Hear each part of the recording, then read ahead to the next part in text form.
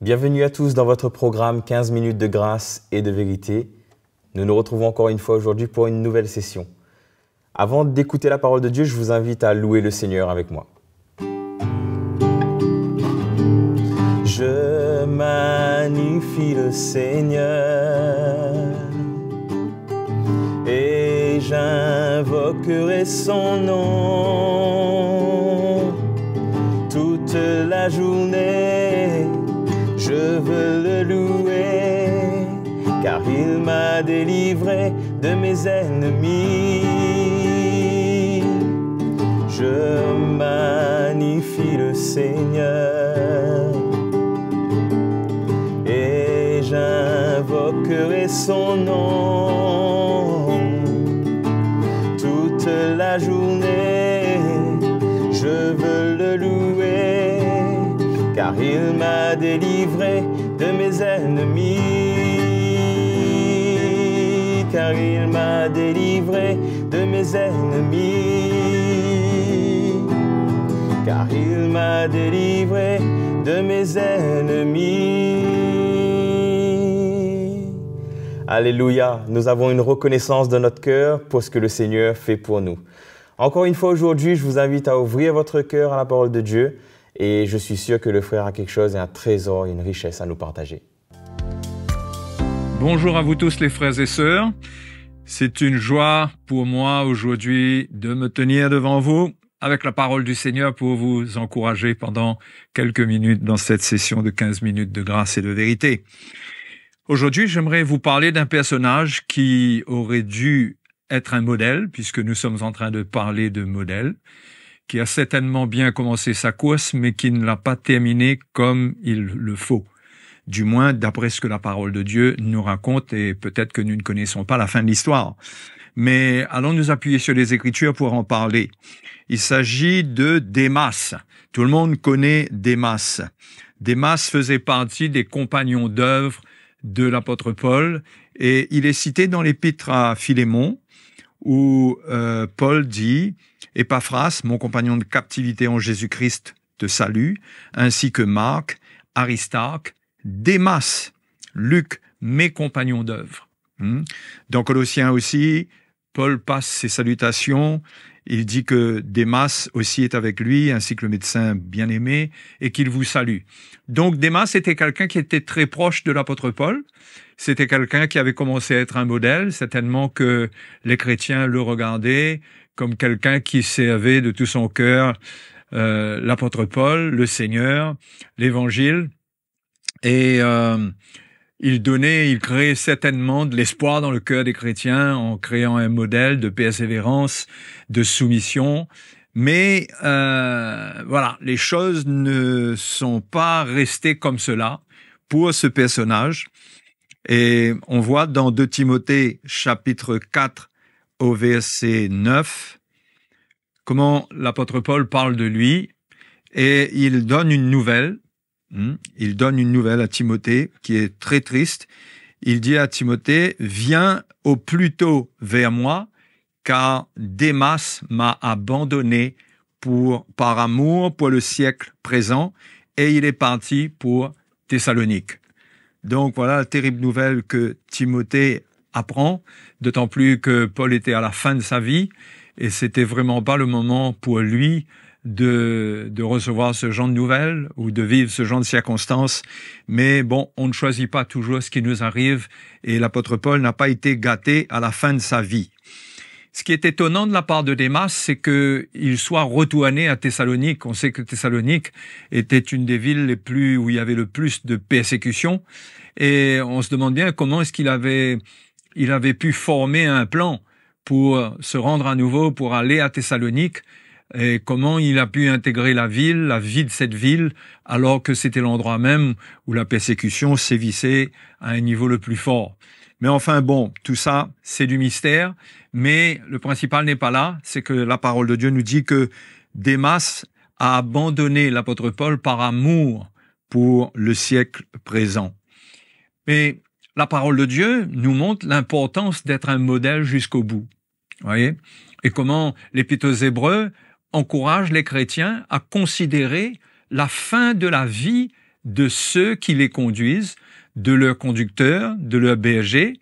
Et vous pouvez lire cela dans Hébreux chapitre 13, au verset 7, où l'auteur dit « Souvenez-vous de vos conducteurs qui vous ont annoncé la parole de Dieu, considérez quelle a été la fin de leur vie et imitez leur foi. » Ce qui veut dire que la vie d'un serviteur de Dieu est supposée être un modèle entier jusqu'à sa mort, jusqu'à ce qu'il aille vers le Seigneur, et que toute sa vie soit l'objet d'imitation de la part des chrétiens, parce qu'ils ont trouvé pendant toute sa vie, non pas la perfection, mais la manière dont peut-être parfois il s'est relevé de certaines chutes, mais comment il a gardé la foi, comment il n'a jamais abandonné la course. Donc c'était l'encouragement que l'auteur de l'Épître aux Hébreux donnait à ses Hébreux. Mais s'il y a un autre modèle qui est reproduit dans la vie des serviteurs de Dieu, il est certain que cela n'aide pas l'Église dans les temps difficiles, comme pour les Hébreux qui étaient dans des moments où ils étaient en train d'abandonner la foi. Et il fallait des modèles auxquels se référer pour encourager les chrétiens à garder le pas dans la foi. Et malheureusement, Démas, qui avait bien commencé, il joue ici le rôle il crée le modèle de ceux qui commencent bien, mais qui finissent mal. Et la Bible nous met en garde, nous tous, non seulement les serviteurs de Dieu, mais de prendre garde que si nous croyons être debout, de prendre garde de tomber. C'est ce que nous dit l'Épître aux Corinthiens, au chapitre 10 et au verset 12. Ainsi donc, celui qui croit être debout prenne garde de tomber. Donc, la parole de Dieu nous avertit que parfois, nous pouvons croire que nous sommes debout, que tout va bien pour nous. Peut-être que c'était le cas pour Démas, qu'il avait quelques luttes avec le monde. Je ne pense pas qu'il soit retourné vers le siècle présent, il a abandonné l'apôtre Paul comme ça, mais je crois qu'il y a eu un mauvais travail qui s'est fait dans sa chair, où la convoitise l'a emporté. Mais je pense que Dieu nous appelle, nous tous, à être des modèles jusqu'au bout et à laisser un bon parfum sur la terre. Notre témoignage doit laisser un bon parfum et que la fin de notre vie témoigne que nous avons gardé la foi. Ça n'a pas été le cas pour Démas. Et là, son nom est enregistré dans les Écritures et ce n'est pas d'une manière honorable. Mais que nous dit la parole de Dieu concernant ce genre de chute par rapport au monde? L'apôtre Pierre donne un avertissement. 1 Pierre chapitre 2, il dit « Mais rejetant donc toute méchanceté et toute ruse, la dissimulation, l'envie et toute médisance, bien-aimés, je vous exhorte comme voyageurs, comme étrangers et voyageurs sur la terre, à vous abstenir des convoitises charnelles qui font la guerre à l'âme. » Alors, Pierre révèle que il y a quelque chose qui peut commencer en nous, qui est là de toute façon. Il y a une guerre contre la convoitise. Le monde nous offre toutes sortes nous suggère toutes sortes d'illusions, de projets, met devant nous des plaisirs, des choses qui sont éphémères, qui ne nous conduiraient qu'à l'abandon du Seigneur, et même au final à tout perdre. Et cela ne se fait pas d'un seul coup comme cela. La plupart du temps, c'est une œuvre, c'est un travail de convoitise lorsqu'il y a cette guerre qui est engagée où on cherche à résister au diable, mais en même temps, on compromet un peu, on n'est pas clair dans notre résolution et cette guerre se passe en nous. Et la Bible nous montre que nous pouvons être vaincus dans cette guerre. Notre âme, elle peut être vaincue.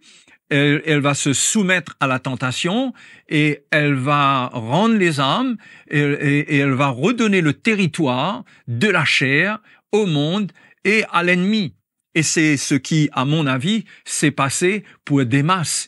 Il a été vaincu après un long travail de séduction, où l'ennemi lui a fait miroiter les choses, comme il l'a fait pour Jésus, où il a montré la gloire de ce monde, et Démas s'est laissé séduire, et au-dedans de lui, il a été vaincu.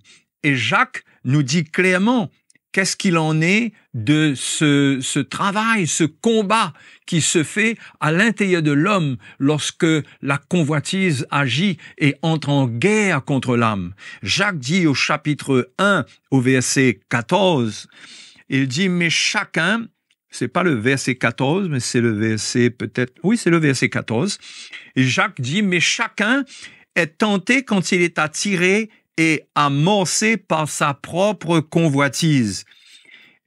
Puis la convoitise, lorsqu'elle a conçu, enfante le péché, et le péché, étant consommé, produit la mort. Donc, la convoitise, lorsqu'elle se conçoit, elle enfante le péché.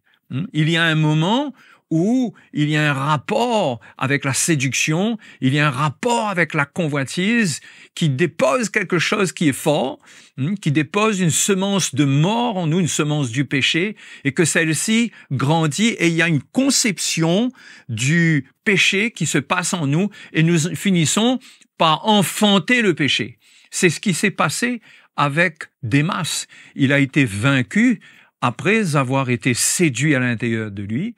Et peut-être qu'il n'a pas cherché de l'aide, il ne s'est pas tourné vers l'apôtre Paul pour demander qu'on prie pour lui parce qu'il ressent un grand combat.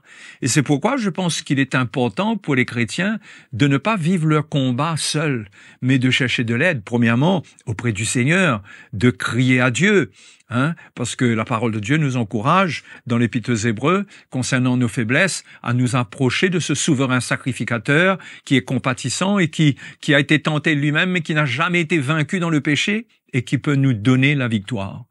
Donc, il y a une possibilité pour nous de demeurer ferme dans nos tentations, de manière à ne pas faire s'écrouler ce modèle que nous avons commencer à montrer aux autres, où les autres mettent de l'espoir en nous, où les autres sont inspirés par notre vie, ils sont encouragés par notre engagement, et il y aura toujours quelque part une tentation qui viendra, qui arrivera. Mais c'est à nous de gérer cela de la bonne manière, selon les Écritures, pour ne pas finir comme Démas et tout abandonner pour le siècle présent, par amour pour le siècle présent. Donc, aujourd'hui, mon encouragement pour vous, partant de là, c'est que si nous cherchons à être un modèle, si nous cherchons et nous comprenons le plan de Dieu en étant des modèles pour le peuple de Dieu, nous devons défendre ce modèle en ne laissant pas le péché venir déchirer l'image que nous avons donnée, qui donne de l'espoir. Ça peut être notre famille. Combien de familles, d'enfants sont déçus par la chute de leurs parents, par les divorces ou par ce qui peut se passer dans le couple. Combien de choses peuvent se passer dans le couple même, et tout cela parce qu'il n'y a pas de vigilance par rapport au péché, il n'y a pas d'humilité pour ouvrir son cœur pour chercher de l'aide, et malheureusement, le péché finit par triompher. Et nous ne sommes pas obligés d'en arriver à là. Le Seigneur nous a donné tout ce qu'il faut pour triompher. Donc, je vous encourage aujourd'hui à ne pas vous laisser faire, mais au contraire, à continuer votre course, à ne pas abandonner la course, parce qu'il faut arriver jusqu'au bout. Et s'il y a quelques problèmes, même il y a eu une chute, il y a la repentance, il y a toujours un moyen de se relever.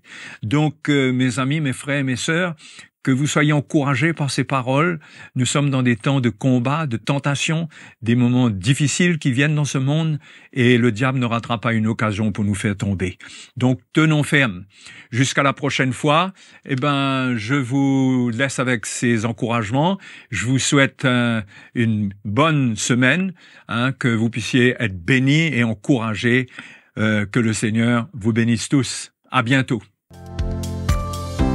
Je suis sûr que vous avez été encouragés et bénis par la parole de Dieu. Pour cela, aimez et partagez cette vidéo autour de vous. N'oubliez pas, abonnez-vous à notre chaîne CTMI. Et si vous voulez nous écrire, nous donner des témoignages, écrivez-nous à l'adresse qui s'affiche maintenant même sur vos écrans. Que le Seigneur vous bénisse. À bientôt.